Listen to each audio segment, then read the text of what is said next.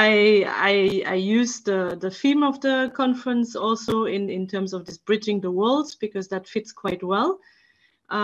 Indigenous knowledge always seems, or yeah, it very much seems like another world, and especially when we move into the digital space.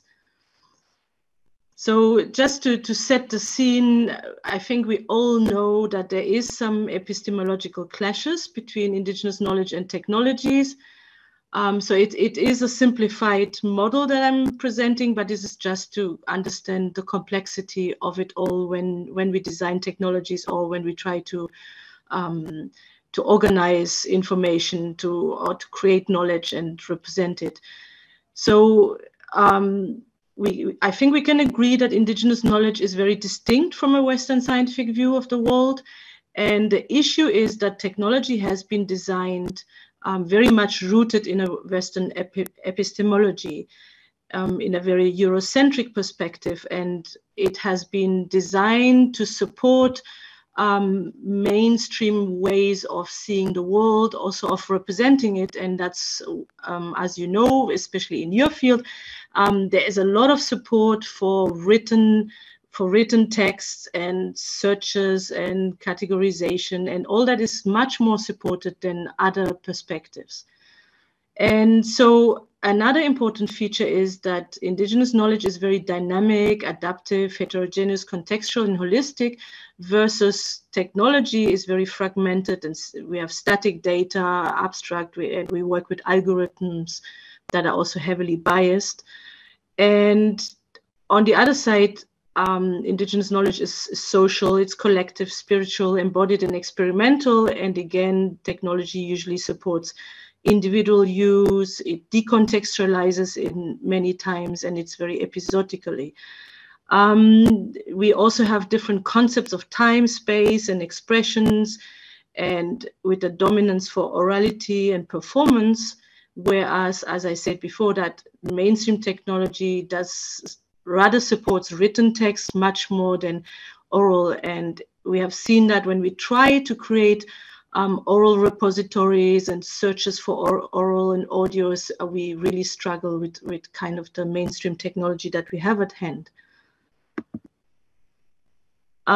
Besides the technology, of course, having developed in line with Western understanding of how to classify knowledge or information, we also have a systemic exclusion of indigenous knowledge in Wikipedia, which might not be intended or understood in this at first, because it seems Wikipedia is very open, everybody could edit if they wanted to. But if we look at it in more detail, we can see that there is actually a systemic exclusion.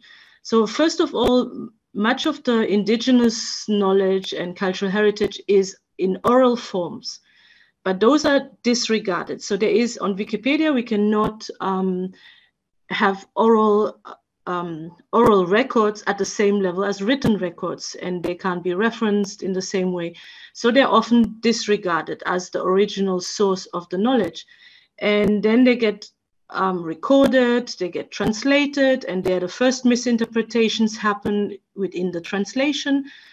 And then in the third step, they are transformed into written text, because and mostly by non-indigenous people. So I have colleagues who did some studies in terms of contributors to Wikipedia, and they are hardly indigenous people for various reasons.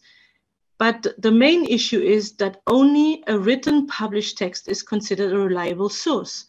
And therefore, suddenly something written by somebody else about the indigenous people becomes the reliable source.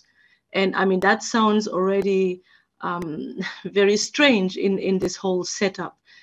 And then to make matters worse, who validates those sources and those texts is again the Wikipedia community, where there is no indigenous people.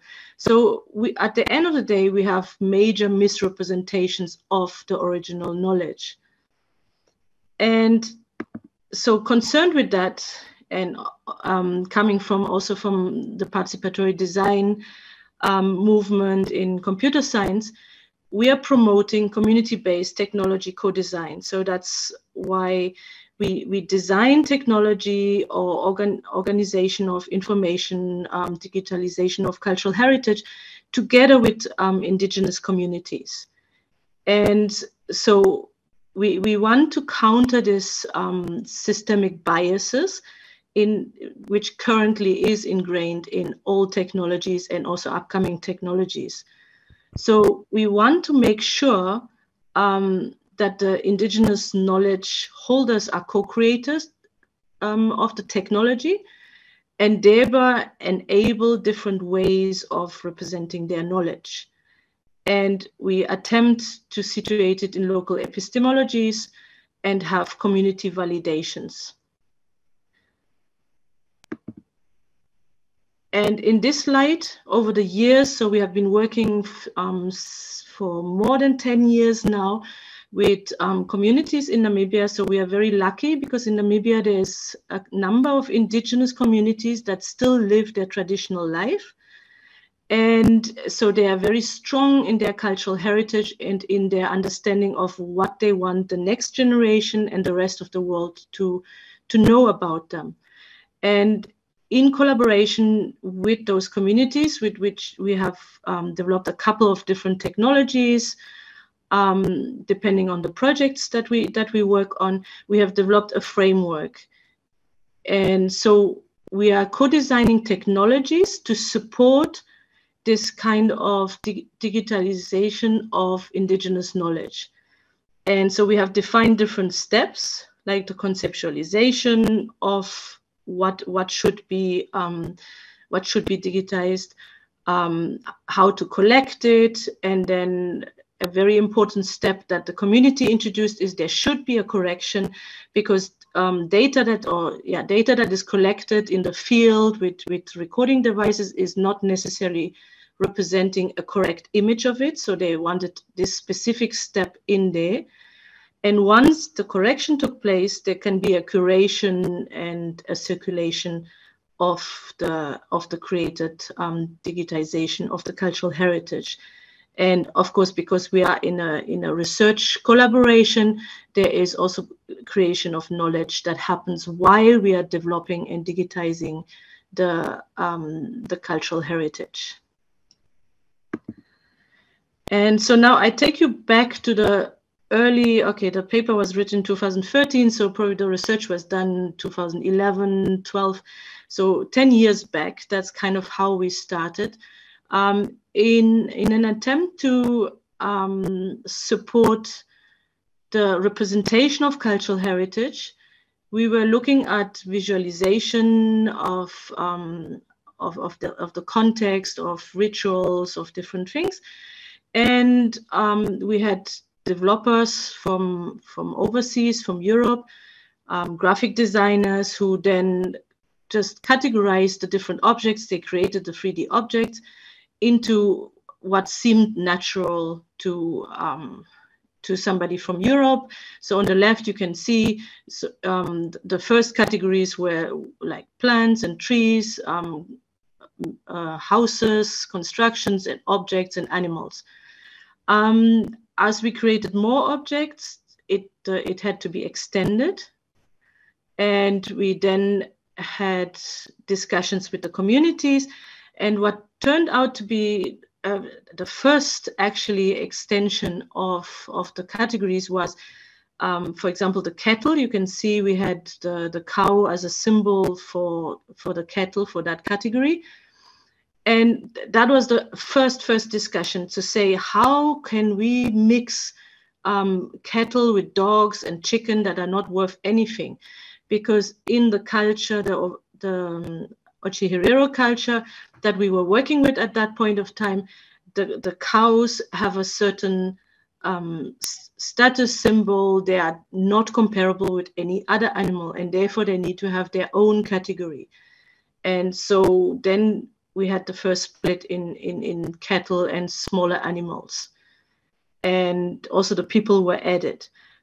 But even with those categories, the community members never found what they were looking for. So you would assume that if they see the icons and and they're looking for something, a fireplace, they would know it is together with the cooking pot. But so we realized nothing kind of made sense the way we organized it. And so we needed to regroup. And then we did multiple sessions of card sorting with people in the same village, different villages, and did cross-referencing and analyzed how did people sort all this kind of objects and animals and things. And what came out is, as you can see there in this 1, 2, 3, 4, is that all people categorized in a spatial manner. So they have a very specific place where the cattle should be, a very specific place where the goats should be in relation to the houses. And then, for example, for the cattle, the fence has to go in the same category. The boy looking after the cattle has to go in the same category, because it's a spatial organization. So whatever belongs to the cattle goes in there, meaning that there would also be multiple categories. So the boy looking after the cattle would be there, but the boy playing next to the house would also be next to the house. So a totally different way of organizing the objects. And so then what is the consequence for us as interface designers is that we cannot work with those categories that make no sense for the community, but we then replicated the organization. And so on the right side, you see the interface that we then created, so that when the community works with this system, they go to this model village, which has everything at the right place according to them. And most villages are actually exactly organized in this kind of architecture. And so they would immediately know, if you say, go and get a chicken, they would know exactly in which area to look for that, because it has to be at a certain space. And the entire culture is around socio-spatial rituals, where to walk, where to sit, so everything is organized in a spatial way. And so that's why we were then thinking our interfaces should also be organized that way. The retrieval of information should be organized in this kind of spatial way. Just to foster again this understanding of the speciality is that the OvaHereros, they have this kind of praises that they say at events. But the interesting part is that the entire history is ingrained in those praises, and the praises are bound to certain places again. So it's kind of, if you can imagine, like a hyperlink of places with attached histories and people, and they are then hyperlinked to other places. So it becomes an entire historical account, but linked to places. And then again, in terms of organization, the retrieval would then be via places, because then we know if we go to, okay, this one is an example of Grootfontein, then the whole historic account is there, and we can cross-reference to different people who maybe moved to another place. So this is kind of an interesting way of history account that hasn't been sufficiently studied, but that would represent the entire history of the OvaHerero culture. Okay, another project. So I'm just sharing a couple of projects with you as kind of inspiration, how one could see the world differently. So our most recent project that we just concluded was an Ovahimba curated mixed media repository. So we received funding from the Schlettwein Foundation. And what happened here is that the Ovahimba communities that we have been working with have been complaining that their culture has always been misrepresented by anthropologists, by tourists, taking the wrong photos, explaining the wrong things, and that they want to represent themselves. And so we have been working with that same community and neighbor communities for more than 10 years. And in order to design our technologies, we have taken a lot of footage, things that we have never used, which we have just used to create our new interfaces, but we haven't ever used the content. And so what we then decided is to say, okay, we have 10 years worth video, audio, photos, material, and then the communities were kind of looking at those. And so in the first session, we selected some media and had discussions around those medias and in which way would they represent themselves, in which way should they be modified, how should they be tagged, what would be their metadata, how do they link to each other. And so we had an entire discussion around that. We also had a specific session on Wikipedia. So we looked at the Ovahimba Wikipedia site, and they went through and said, oh no, why is there the image of who that is not quite right, and the text under the photo is not right. And so they corrected the entire Wikipedia entry in that session.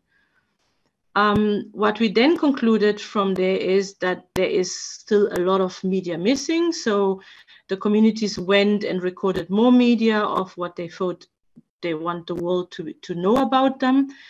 And then we had a 1-week workshop at the university. So we invited a couple of the community representatives.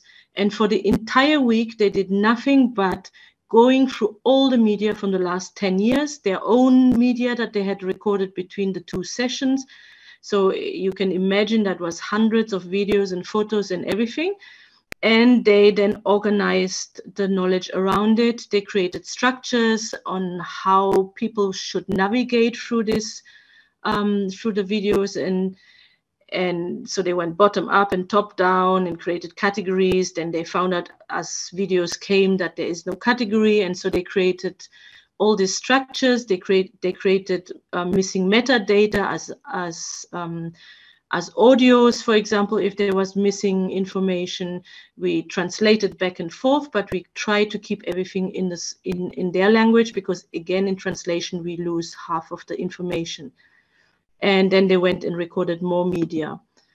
And so then we had our computer science students design the interfaces, and the interfaces were then again validated with the community. And so they created at the top level 3 big categories of human beings, animals, and nature. Okay, so here's already the first wrong translation as forest. There is not really forest per se in Namibia. And that's not exactly what they meant. And then there was a lot of understanding again around the animals.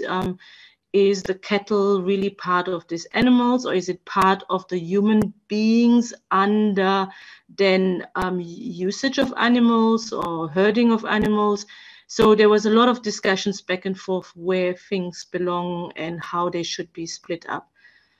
And so then we ended up, for example, here the human beings. Then there's different categories here like construction and healing and education. And then also we had women and men commenting on it, and this was quite different perspectives. So the women were very much oriented around the raising of children, and say there would be an entire story around raising the children, and as the child grows, that's the different phases that would be represented. And then we are again in this spatial arrangement that they insisted on. So this is again a model village of the Ovahimbas, and as you go in the different places, you can see the different categories again. So this is kind of the result of a 1-year project with the Ovahimba community. Another project, a 3-year EU project, we were looking at co-designing conservation technologies. And we had a lot of challenges in terms of the whole ethnobotanic understanding or information, as we were working also with university scientists who had their own understanding of what should be in there, guided by some ethnographic books. But then when the Himbas saw the books, they say half of the information is missing. And so we were trying to see what kind of digital tools can we develop to support the collection so that the two parties can talk to each other, meaning the community members and the scientists from the university. And what we saw is, for example, the ones from the university, they wanted form-based apps where then the community just enters name of tree, height of tree, and the community was really struggling. So whenever they tried to record something, they went on and were talking about 1 hour about the tree and say, how do we fit all this in forms? And they were very unhappy that at collection stage, they are requested to fill in a form and didn't really understand how the one thing followed the other one. So there were a lot of discussions around, so what is actually relevant information, what should be recorded, and how should it be recorded to still make sense and not to lose most of the information. So that has been one of our major concerns over the years, is if we develop apps that cut out half of their knowledge, we are losing too much in the way. And so we then said, okay, let's see what if they freely record, and then we do kind of like a post-processing and say, okay, now there is all these recordings, how do they make sense? Because how do we retrieve them? How do we organize all these videos and audios and photos in this case? And so then we had a couple of sessions, couple of days of sessions in terms of what would be the main categories. And so these are the categories that they have been creating, like bad witchcraft and good witchcraft. So that's clearly to be distinguished, and natural healing. So we have 3 categories for medicinal, or okay, depending on whether one works with spirits or with plants. And then food, perfume, beauty, construction, etc. And so what we kind of concluded from this project is that if we restrict them in the recording, we lose too much information. And therefore we then created digital tools where they freely record, and they were really very ambitious with that. And you can see in this scenario, so you have one community member recording the elder woman explaining everything about the tree. And this recording was in a continuous dialogue, the recorder asking more questions and more questions. And one of those recordings could have been like 2 hours about this tree. And then we have the issue of what do we do? How do we split it up? How do we categorize it? And so we have then ways for the recorder to say it is this and this and this. But we are actually, as we go along now, and as we have artificial intelligence and more sophisticated ways of retrieving information, we definitely need to work much more on the post-situ processing in order not to lose any information and for it to be retrievable. And my last project that I kind of want to open up in terms of what libraries or digital repositories should now cater for in future is emerging technology narratives that are created. So we are not necessarily creating anymore any videos, audios, or photos, but we are actually co-creating new narratives that contain entire stories, that contain entire information, real information. And so we have started working with virtual reality, for example, with a couple of the indigenous communities. And below you can see an entire story that was told by an elder and then co-constructed again with the community to make sure the relevant information is in there. Which routes do they pick? How do you poison the arrow? How do you kill the kudu? How do the communities move. So all this information is actually in this new VR. You could call it a game, but in real it is a narrative explaining the past. And so this is very important to see, how do we then classify this? How do we actually make sure that this would also be in the digital repositories? And then in conclusion, just 3 points. So one is to rethink current approaches to accommodate different epistemologies and indigenous communities' logics in knowledge representation. So this is an important point. And so what we argue for is that indigenous knowledge holders and communities should be co-creators of technologies and the digitalization of their own knowledge systems in order to reflect their way of seeing the world.